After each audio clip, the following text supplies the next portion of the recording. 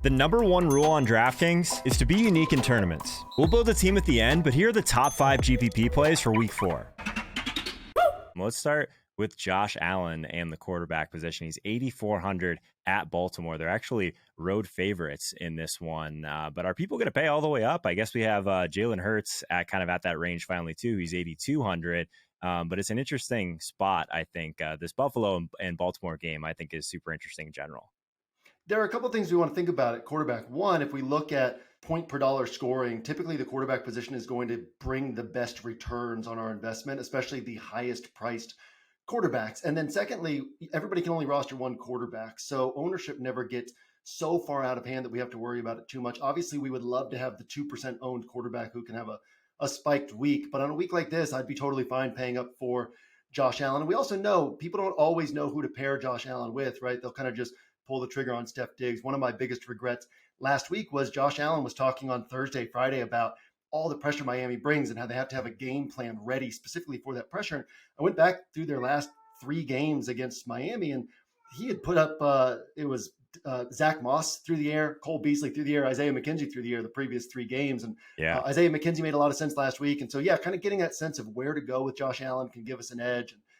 Actually, the winner of the game changer last week had Josh Allen naked. It was just like, well, don't even try to guess, right? But as you get into these larger tournaments, just picking the right guy with Josh Allen can, Mike Johnson, one of our contributors, had a huge, like a 60K weekend last year with Emmanuel Sanders, Cole Beasley, Josh Allen, right? Like people just don't pull the trigger on the right Josh Allen plays sometimes, and that can really give you an edge.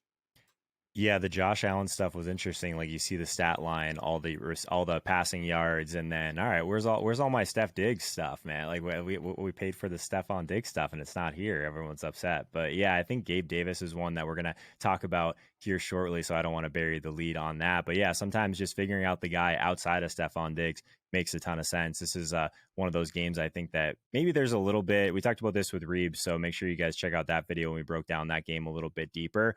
But the Lamar Jackson situation is interesting because he's been doing so much with his legs and obviously through the air as well, very condensed to Mark Andrews. But some of it might be a little bit unsustainable. I'll say that. So I'm definitely on the Josh Allen side. One of the things that really stood out to me, JM, is actually our official tools partner, Run the Sims. Josh Allen, more than 280.5 passing yards, is a 70.4% favorite to win on PrizePicks this week, which is a pretty crazy number for an over, which we don't necessarily see. So if you guys want to check that out at PrizePicks, you can use code Holka for a free $100 bet. There's a link in the description for that. Let's just say that we didn't want to pay all the way up for Josh Allen. JM, is there a really cheap guy that you're interested in? I guess I'll just say it. Geno Smith, 5,400 against Detroit. I don't think anyone is going to go there, which is crazy because we've been falling over ourselves to play people against Detroit though, right? So this one, I'm curious your thoughts on it. It's an interesting week, like I said, right? If we look at DVOA numbers and we actually trust those numbers over our preconceived notions and our biases, we have some really interesting matchups this week. We have the Jags and Eagles are the number 4 and 5 offenses playing each other, but also 2 of the top 6 defenses. The Jags are top 6 defense right now. And then we've got Cleveland, Atlanta, 2 top 8 offenses, right? With cheap quarterbacks who both have some rushing upside. And then we have this Lions and Seattle game. Seattle is 12th in offensive DVOA so far. And we know that the Lions don't really scare us through the air. And I'm actually, what's interesting here is the theory behind this. So what is Geno's PrizePicks prop for passing yards? So we got Geno at, looks like one of the ones, 1.5 passing yards is at 249.5. So let's talk about this. Okay. There's a tendency, we want to think that, we're playing this guy in DFS, and that means we should pick the over on him, right? Geno has 6 starts since the start of last year. He's topped 209 yards once. We also can talk about this game environment, and we're going to get to another player on the Lions here in a minute, but the national media is kind of acting like Amon-Ra St. Brown is probably going to play him. It was kind of iffy. But if you listen to Dan Campbell on Wednesday, he's lumping St. Brown in with DeAndre Swift. And what Dan Campbell specifically said is some other guys are going to have to step up. We're going to have to come up with a game plan for these other guys. He said Shark's going to have to step up. TJ's going to have to step up. And then if you think about how are you going to run the offense? Well, if you're the play caller, if you're Ben Johnson, you're not going to keep passing the way that they have because Amon-Ra St. Brown is kind of their short area guy. And so we should expect them to run the ball a little bit more, which could actually put Geno on that under. And so there's this situation here where you could take the under on PrizePicks, but then also play him in DFS with the understanding that, Totally. look, it's not always trying to get everything right. It's trying to kind of hedge your bets and maximize your gains over time and recognize, look, Geno at low ownership in 5,400 has a lot of upside, but the likelihood is that he finishes below 249 passing yards because that's what he's done in 5 of 6 games so far. And the Lions will probably run the ball a little more. Rashad Penny will probably be a little more involved. So I think Geno is an interesting tournament play, and then also a guy that you could kind of hedge by taking the under on that prize pick. Yeah, let's skip over to wide receiver quickly because two of the guys we're going to kind of talk about are these tied right to these quarterbacks. So Gabe Davis, 6,600 at Baltimore, and then Tyler Lockett with Geno Smith at 5,900 at Detroit. So both of these kind of offer a little bit more savings. Gabe Davis off of Stephon Diggs, and then Tyler Lockett, basically, if you're pairing him with Geno, you're getting a nice savings there. So let's talk about the wide receiver side of, I guess, these little mini stacks, these single stacks, I should say. Yeah, Gabe is a way to say, look, I'm not trying to predict what's going to happen. I'm just trying to maximize my upside on a tournament roster. So he's seen six targets, I think, in his 2 games so far. And he could see 6 targets again in this one, but he could also spike for 11, 12 targets. This could be a game where he ends up having 150 yards and multiple touchdowns. Anytime we can find a guy in this 6K price range who can legitimately put up 40 points, it's a guy worth paying attention to. You know, Jerry Jeudy at 5,500 is another guy to think about in that regard, of like a guy who is just underpriced for the ceiling, and maybe the floor is lower than you want, but we're talking about tournaments. First place should be the only thing you're thinking about, and that ceiling matters. And then on Lockett, you know, we're gonna have DK Metcalf is going to be probably locked up with Jeff Okudah, which is a negative matchup, just generally speaking. Not that DK can't beat that on some plays, but this should filter some targets over to Lockett in this spot. And it's a very condensed target distribution there, where Lockett's been seeing double-digit targets. And again, I've talked about this over the last couple of weeks, but Geno has supported these guys through his starts. I think we have 5 like strong to monster games combined between Lockett and Metcalf across these 6 starts. So Lockett becomes very interesting. And like you said, if you pair him with Geno, your total investment there is so low. It's going to be, what, 11.3K. You need about 44, 45 points for 4X, which keeps you on a 200-point pace. But then if you think, well, what could they conceivably get, right? Geno could get 25 and Lockett could get 35. That's realistic in their range of outcomes. And not to say that they'll hit that, but when we're talking about tournaments, we want to talk about what type of ceiling are we getting for the price tag. It's really nice right there. Yeah, I'm definitely in on that, which is crazy because I haven't even really considered Geno the entire year, but this seems to be the spot that it would make a ton of sense. I love like week 4 through week 6 JM because there's so many like overreactions that we see. You mentioned Jerry Jeudy, like the common narrative is like, oh, we talked about it. Cortland Sutton, he's the guy that you got to play because he fits the skill set of Russell Wilson, where maybe Jerry Jeudy for a little bit cheaper. Another really narrow target distribution there in Denver makes a ton of sense. But another guy that people might be overreacting on a little bit is DJ Moore. He's all the way down to 5,300 against this Arizona Cardinals team who's showed us basically nothing. But what I really like about the DJ Moore call is it's one of the few 4 p.m. games we have to target this week. And I mean, we like to have a little bit of late swap flexibility and talking through those guys. So DJ Moore, 5,300, just too cheap? Or I guess the narrative is like everyone like is ready to bury most of Carolina. Well, what does this one work out for you? I'm really interested in seeing where ownership shakes out here, because DJ Moore is what I call a DFS darling. So is Michael Pittman, right? They're these guys who people kind of love them, and their ownership sometimes spikes way higher than it should.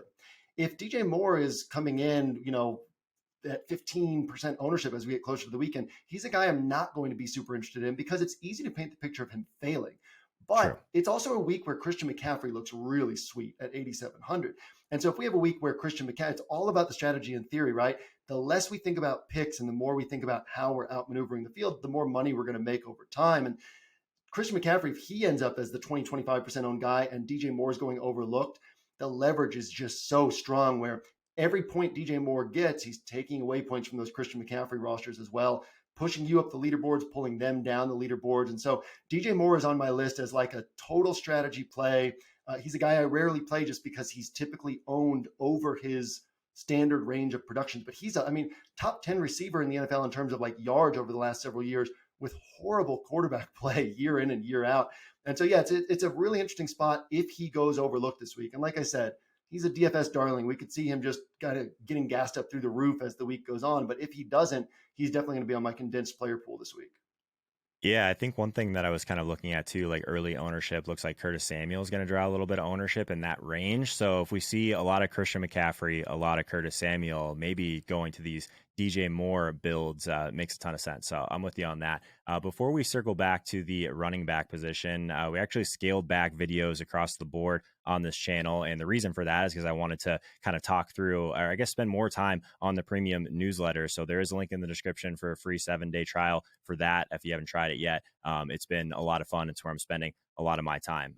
So running back is interesting. So Saquon Barkley, he's 8K versus Chicago. And then on the other side of this game, I think that if we get no David Montgomery, Khalil Herbert at 5,700 is going to be pretty popular. And this is one that, I mean, if you get this right, I think it's definitely going to set you up for the rest of your roster, because I think this game is going to be popular in like pieces, I think. Yeah, and running back is ugly this year. We have to kind of Yeah. acknowledge that at first. The pricing hasn't changed, but the roles among players have changed. And a lot of the guys who are high priced are getting older and older and more brittle. So, yeah, I mean, there's, finding these guys who can really pop is so key at the running back position. And that's really the thing with Saquon is, he's only topped 20 touches once this year, but we know he's a focal point of this offense. And this is a clear spot. Chicago's had a hard time stopping the run so far this year. We saw it last week against Damon Pierce. And this is the type of spot where Saquon could end up putting up, a 30, 32, 35-point game. And I'm even less concerned with salary multipliers, right? If he scores 26, 28 points, that might be enough to be the running back you had to have, just because we're not seeing that production out of the running back position. Khalil Herbert, I think that he's probably going to go over-owned relative to his actual range of expectations.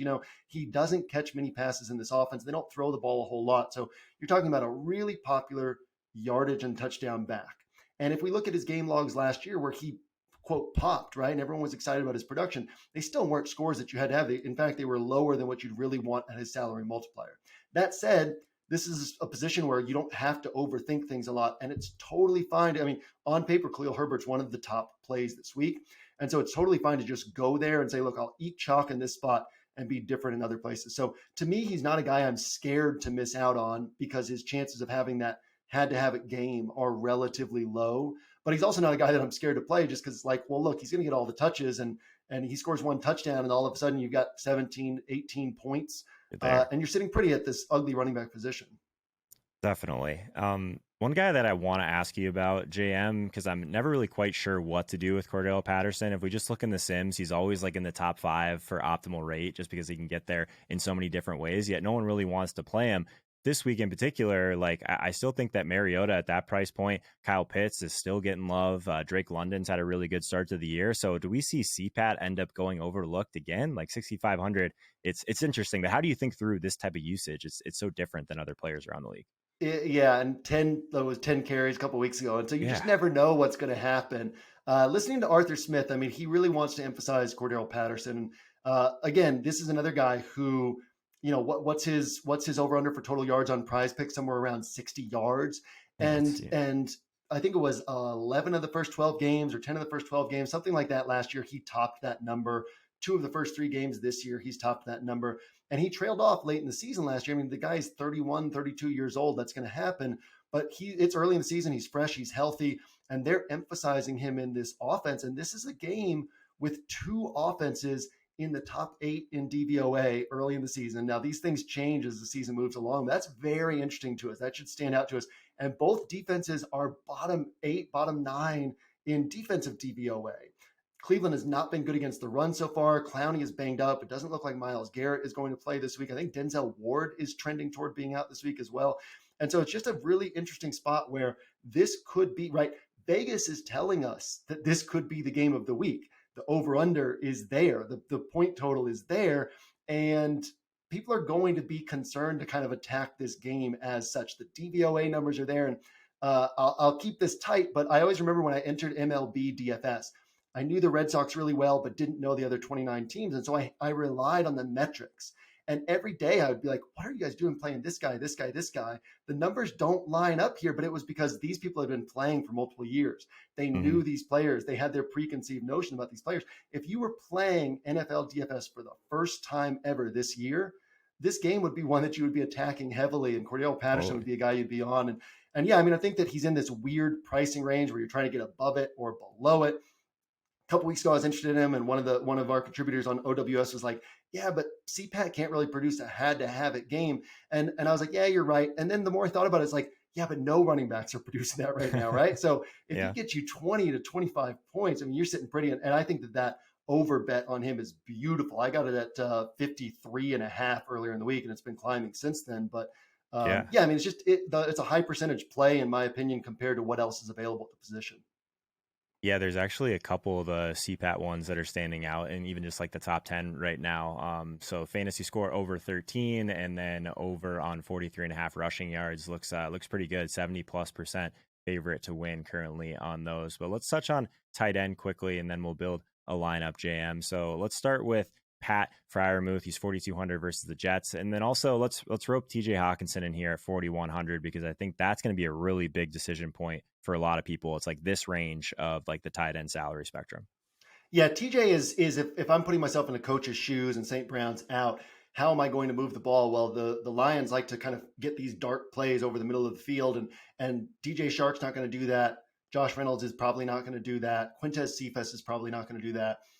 And so the way that they're going to have to move the ball kind of through the air is Hawkinson's going to have to be involved. Doesn't mean he'll hit, but just your chances are so much higher. And then Pittsburgh, 24 minutes of time of possession so far this year. They're playing the Jets, who have 29 minutes time of possession. These teams are, I believe it's first and second in pace of play. They're both like top 3 or 4 in first half pace of play, which really gives us an indicator of how these teams are wanting to attack. And this is the type of week Zach Wilson's coming back. This is the type of week where we should see Pittsburgh basically they've averaged 58 plays a game, which is really high for 24 minutes of time of possession. And so this is the type of week where if they get to 30 minutes time of possession, just 30 minutes against the Jets, we could see them running an extra 10, 12 plays. They're going to be pass heavy because they can't run the ball. They don't have an offensive line. And so Fryermuth, he's, I think last week was like 2 targets or something ugly like that. But before that, he'd been seeing looks. He's got big play upside. And, if we're going down here at tight end, Mark Andrews has a really tough matchup against Buffalo, and we don't know what to do with Darren Waller. And it's fine to go up to those guys, but if you're going down, these are a couple of guys who stand out as, we want the guys who have potential to put up 20 to 25 points. And we don't know that these guys will, but that's tournament play, right? You take your shots on the guys who have that upside, and both of these guys stand out to me this week. Yeah, especially with some ownership going towards like Njoku and Evan Ingram, maybe you just pay a little bit more to get to this tier in the 4K range. So I'm on board with that. The thinking in DFS is whatever happened last week is going to happen again, right? Njoku had his second great game of his career. I love Njoku from like an athleticism standpoint and all that, but if he's going to be super high owned and we have this track record of up and down production, I'm comfortable playing him, right, if I'm different elsewhere on my roster, but he's a guy that I'm also comfortable moving off of from a strategic standpoint. I like it. Before we build a lineup, I just want to remind everyone to check out oneweekseason.com. JM, let's give people like the quick elevator pitch if they're seeing this for the first time on why they should check out OWS, and then also what you have for our viewers this week. Yeah, I don't know what the viewers are seeing on the screen right now if they see my whole backdrop, but my backdrop says, have a boat, we'll teach you to fish, which is really the whole purpose of 1 week season. It's we prepare you for the slate the same as any other DFS subscription does, but actually with a lot more content and depth than most other DFS subscriptions. But we also, like, our main focus is that DFS is not a game of picking players. It's a game of proper roster construction and strategy approaches. And that's what we always hammer in. And that's why we have so many weeks throughout the season where huge chunks of the OWS fam are kind of crashing the leaderboard, is because we're actually turning people into good DFS players instead of just giving out picks. And if you haven't checked out OWS, I've teamed up with Joe this week to give you guys a free week pass. So that's typically $19. Use code HOLKA week. You know how to spell that. And do that on the checkout page for the week pass. As soon as you put in that code, the credit card box will go away. It's 100% free. Sign up, have a free week of access with us. Love it. Definitely think you guys should go check it out if you haven't already. Like, I would hope that at some point you have, because I said it on the first show, JM's taught me a lot about DFS over the years, and OWS has been a big part of my process for quite some time as well. So let's go ahead and build a team. JM, we're going to focus more on a smaller field tournament, since that's what most of our listeners are probably kind of leaning that direction these days anyways. So do you want to see what a Geno team looks like, or do you want to like try and figure out a way to fit Josh Allen in? Are you comfortable with Geno in a small field? I'm willing to do it. I want to see what it looks like, kind of. Yeah, and I think that one of the things too is people get really set on where they're paying up, right? People want to pay up at quarterback, but if you say, look, there's not a lot of value, we have to take some risks somewhere, which that's the sort of week that we're in. Geno becomes really interesting, and the Geno plus Lockett pairing starts to open some things up for you for sure. I like it. So what I like even more about this is I think there's going to be some chalky pieces on the Detroit side. So I guess, what do we think about Hawkinson versus just eating some chalk with Jamal Williams? So Jamal Williams, the 2-3 games he filled in for DeAndre Swift last year, 2 games. It was both games he had under a 50% snap rate. And I'm not saying that's Mhm. going to happen this week, but that's worth being aware of, especially when the field just says DeAndre Swift is out, Jamal Williams is the two back, and so now he becomes the full back, right? People are going to assume that he's coming in for 75, 80% of the touches. I just don't see that being the way that they handle it this week. Very sharp play on paper, right? But he's also a guy that in tournaments, we're talking about trying to get first place. He's a guy I'm willing to fade here. And I think that Hawkinson becomes leverage off of him and becomes their clearest way to move the ball through the air. And if we're playing Geno and Lockett, we're saying that this is a game environment where points are being scored. We know Seattle likes to play for the fourth quarter. If you haven't paid attention to this, Pete Carroll talks about it all the time. His entire focus is get a close game in the fourth quarter and we'll win it in the fourth quarter. So Geno's not going to open things up unless the Lions are also opening things up. It's got to be a back and forth game. So Hawkinson makes a lot of sense in this type of build. One thing we skipped over quickly was the Cowboys defense at 3,500, paying up a little bit more than I think most people will be this week. But what was it about the Cowboys that you really liked at defense this week, James? I mean, every team that's played them this year has just talked about how ferocious their pass rush is. They've said it's probably the toughest pass rush they'll face all season. We know that Carson Wentz can't handle the pass rush. The game is in Dallas. It's going to be loud. It's going to be a difficult game environment. And we just get this situation where, again, you get one of the best defenses on the slate at low ownership just because people are like, they're looking for value. And so they don't want to pay 3,500. And so, yeah, just again, from like a trying to get first place standpoint, getting that lower ownership on this high upside defense is really interesting this week. I like it. So we have a decent amount of salary to work with, even after paying up a little bit at defense. So if we wanted to stick to a couple of players that we talked about, we probably have room for Saquon. We definitely have room for DJ Moore. I guess I want to kick it back to you though, GM, because I know you like to think about building rosters as these different blocks. Is there anything outside of the Seattle Detroit game that you've kind of honed in so far? Nothing I've come up with so far in terms of like a pairing that's really interesting. Mm-hmm. But what I would be looking at this week is the top of the wide receiver range is, and so this is very important to pay attention to if you're building rosters for this week. The top of the wide receiver range is kind of ugly. So most people won't be looking to pay up at wide receiver. If they're paying up, it'll be Diggs, maybe AJ Brown. And so one way to be different is to pay up a wide receiver. That said, we could look at this roster and say, hey, we're already different enough. Our base is Geno and Lockett and Hawkinson. So we can just say, who's our next favorite player in this range, like to pay up for? And we could just say, okay, we're going to take Saquon. If somebody has Saquon, we don't have Christian McCaffrey on this roster. So now DJ Moore becomes very interesting because we're saying Saquon outscores Christian McCaffrey.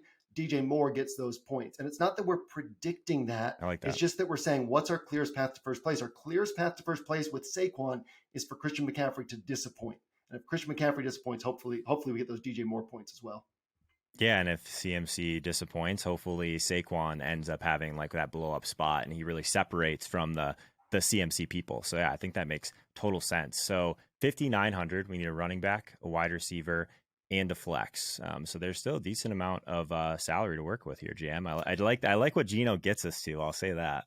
Yeah, for sure. And there's a couple things we could do here. We could say, does DJ Moore hit without an Arizona piece hitting, right? And we could try to throw in Marquise Brown here, or we could just say, look, we don't need to worry about that. Let's just figure out our running back next and then move forward from there. And I'd be fine with either of those approaches, but these things are important to talk about because the approaches and the steps you take through these rosters is critical in terms of giving yourself a path to first place. Yeah, I think the one-off DJ Moore is actually okay. And if we're just looking at running back, there's still going to be like a decent amount of chalk in like that mid-range if it ends up being Josh Jacobs, a couple of those in that range too. So I'm curious if you have like another running back that has kind of tickled your fancy a little bit so far. I don't think we would probably want to go Saquon with Khalil Herbert on the same team, but is there anyone else that you've been kind of looking at this week? We could probably fit CPAT if we wanted to go that direction too. Yeah, so a couple ways that I would look to do this here is either go CPAT because then you could bring back, that he's going to be lower owned, and that Njoku is going to be popular, so you could actually bring back Amari on the other side of that as leverage off of those Njoku rosters, or you could go, like say Ramondre Stevenson or something like that and play that game flow game, AJ Dillon, and say, look, how are these teams going to play this game? But I really do like the CPAT and Amari on this That's build sharp. because, again, yeah, we don't have Njoku, so we're playing off of that as well. And that's what building DFS rosters is all about. It's not about what players you're picking, but how you're playing off the field. And this build becomes really interesting with all of the little maneuvering that we're doing opposite the field in this spot. I like it. So 5K in the flex, probably not putting Penny on this roster, but he was the one in that range that I thought was kind of interesting. We talked about him a little bit more with Reeves, but is there a guy that kind of stands out to you, like sub 5K or 5K? Yeah, we're in a weird price range. Like I like Shark Mm-hmm. this week just from a standpoint of everything we've talked about. Dortch would fit in terms of what we've already said about having True. DJ Moore on this roster. I like Penny this week. I'm very interested in Penny and think his workload will go up. And then you got a guy like Elijah Moore, right, who can always spike for a big game. He does have Zach Wilson back, which hurts him. But yeah, there's we're taking risk in this range, but there's plenty of guys to like in this range. So I'd be fine throwing on any of those guys that we just talked about. So let's go Elijah Moore. And the reason I say that is if it ends up being a situation where Freiermuth does grab a little bit more ownership and a little bit more steam throughout the week, that's the exact price range where we have Hawkinson. So maybe it's like a quick little pivot there. If we have a Hawkinson team, hopefully the Freiermuth people fail. And then we have a little bit of a mini with Elijah Moore.